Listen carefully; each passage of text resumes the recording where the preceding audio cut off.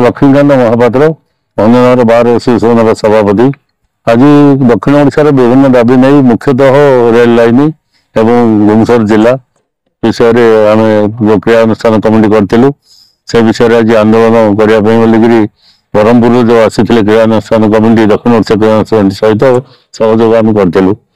आमर ये जिलापी बहुत अवहेलित हो रही बदांगी ठू छत्रपुर जिला हेडक्वार्टर हूँ 100-150 किलोमीटर एपटे गायगंडा पटे इे भी 100-150 किलोमीटर हूँ। लोक न्याय पाइबा जिलापाल पाक जापारना जिते जिला होता विजु पट्टनायक जिला करते 92 साल 13 ରୁ 30 से बहुत दाबी होता कि आम दाबी किए गणबात कर कारण ये विजु पट्टनायक को हर दि से विजु पट्टनायक से शुणिले ना तापर बहुत आंदोलन कराई।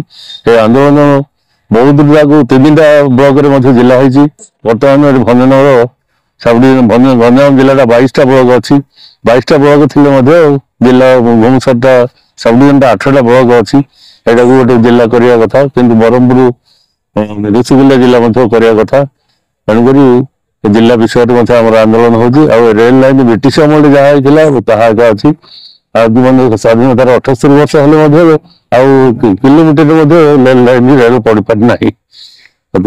अशोक मेहता कमिटी बसा जाइथिला। अशोक मेहता कमिटी ये पंचायत राज सिस्टम करथिले। से पंचायत राज सिस्टम रे प्रति 100टा गाँव रे गोटे ब्लॉक हम और 1000टी गाँव को नहीं गोटे जिला हम।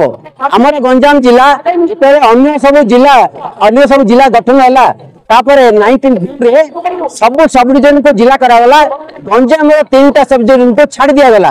वर्तमान यहाँ हाई टाइम होती आमर 3000 रु अधिक गाँव अच्छी आम गंजाम जिले में ये भुवनेश्वर जिला निहाती आवश्यक गोटे जिला हेले आम ये आम एसपी कलेक्टर डिस्ट्रिक्ट ऑफिशियल्स रहे प्रति जो आम मेडिकल कॉलेज प्रति जिला को प्रधानमंत्री कहते प्रति जिले में गोटे मेडिकल कॉलेज हम तो आम नवोदय विद्यालय हम ये सब जिन जिला वाइज हो मो पाखे गोटे पकेट अच्छी गोटे मिल मो पाखे गोटे जिला अच्छे गोटे मिल बहुत जिला को जी मिल एत बड़ गंजाम जिला गोटे गोटे नवोदय विद्यालय आम से जिते भुवनेश्वर जिला निश्चित भाव उचित से पूरा समर्थन कर।